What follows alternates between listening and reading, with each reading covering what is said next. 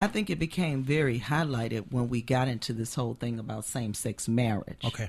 And we began to see it discussed more. It really became a hot topic when government got involved and people were allowed to marry and all of that. And so the church took its position, and it became a hot topic. Yeah. But I believe that homosexuality was a problem way back. Way back. Sure. Day one. And, you know, for as long as I can remember being in the church, I've been saved for, I think, about 28 years.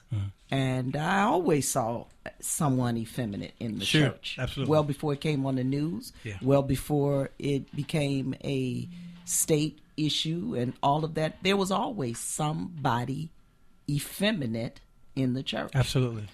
And so because it is now at the forefront in, you know, in America and being discussed more, maybe the church has become more open to, you know, let's hit it, let's deal with it and all of that. But it's always been a problem. Pastor Keisha, you feel that it's always been here? I agree. Have you discovered it in your ministry? Have you discovered it?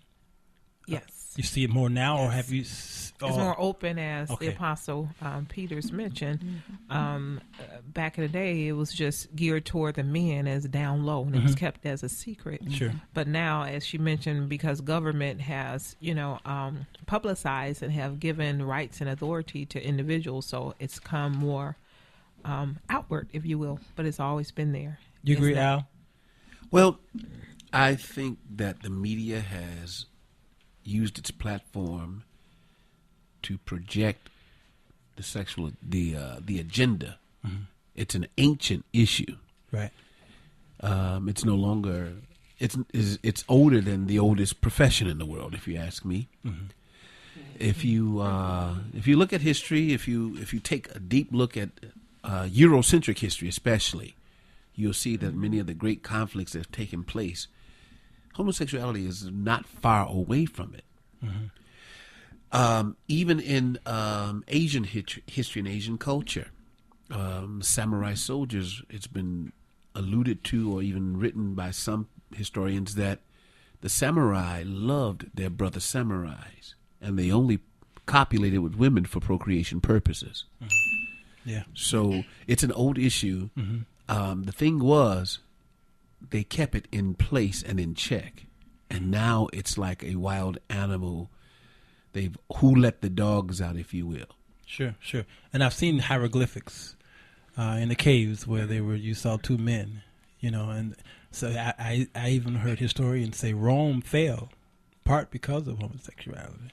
You know, it's almost, you know, it appears that we're the new Roman Empire. Yeah. Let me read this article right quick. Gays, it says here, gays are made and not born. In 1985, Marshall Kirk and Hunter Madsen co-authored an article entitled "The Gay Agenda" in a pro-sodomy magazine called Christopher Street.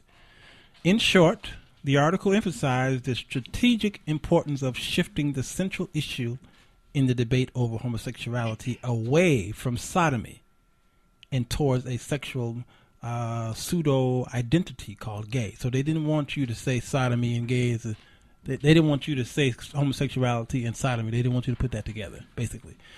So the goal of the gay agenda was to force opponents of sodomy into a position where they would be seen as attacking the civil rights of so-called gay citizens rather than opposing a specific antisocial behavior. The gay agenda also briefly outlines the strategy that would eventually be used to convince the public that individuals are born gay.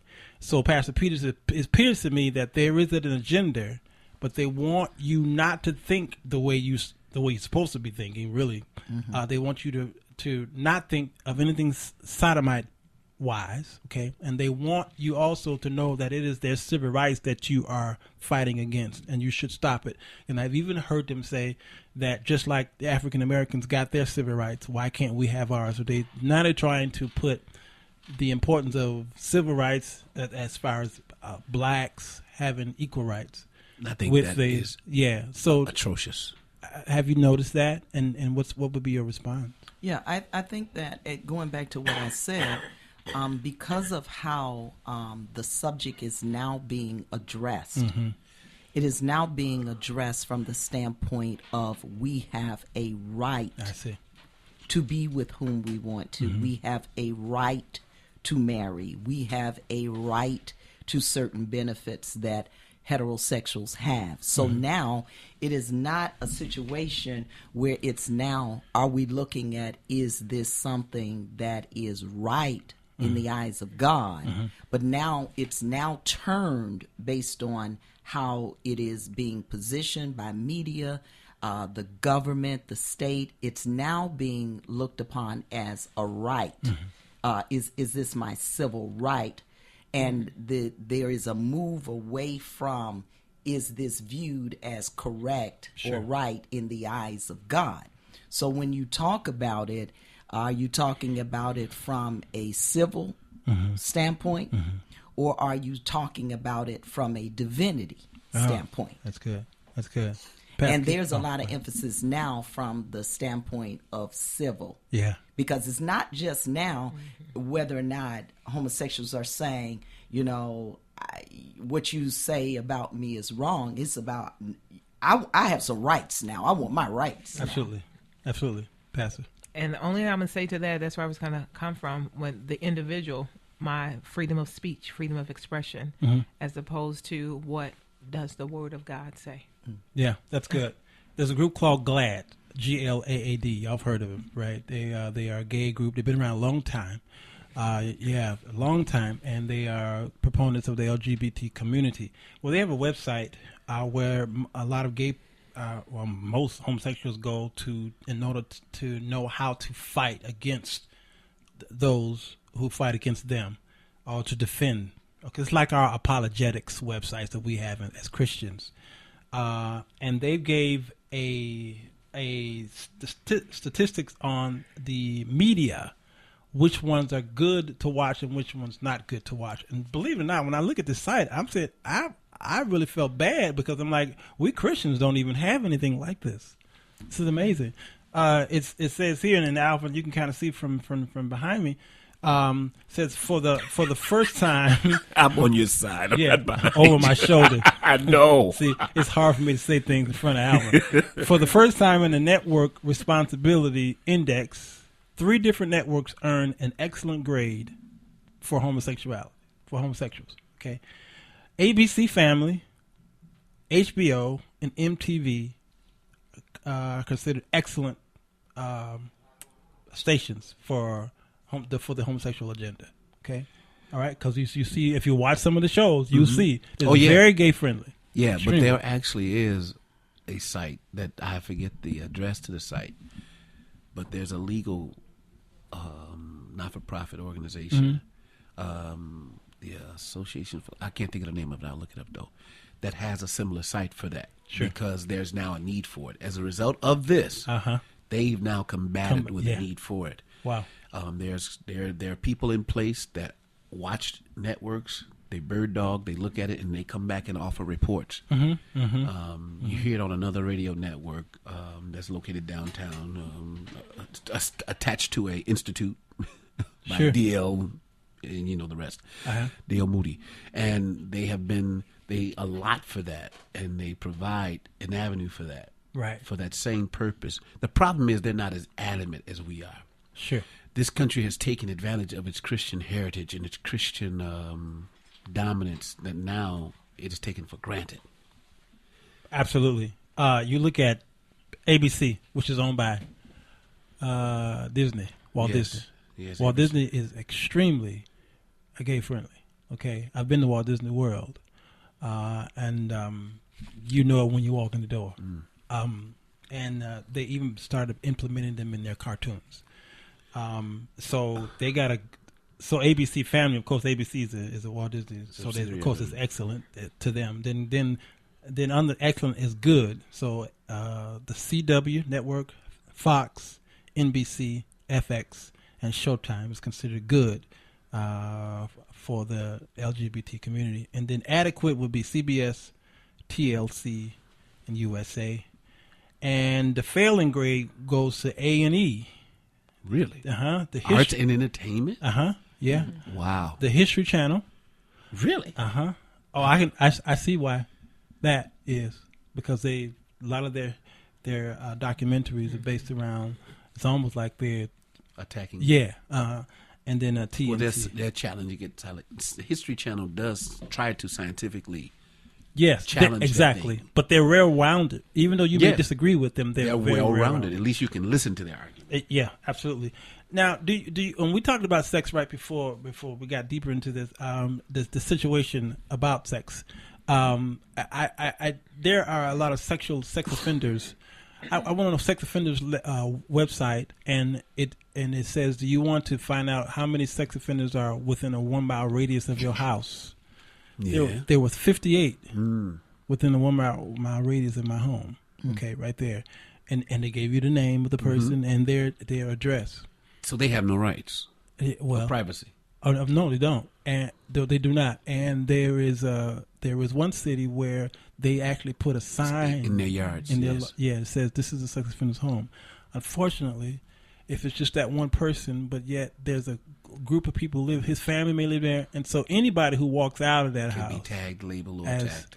Yeah, and so my God, it's something else. So this seems like this whole sexual thing. Remember this sexual thing of the 60s, what they call it, sexual freedom or whatever they called it. It seemed like it's taken another.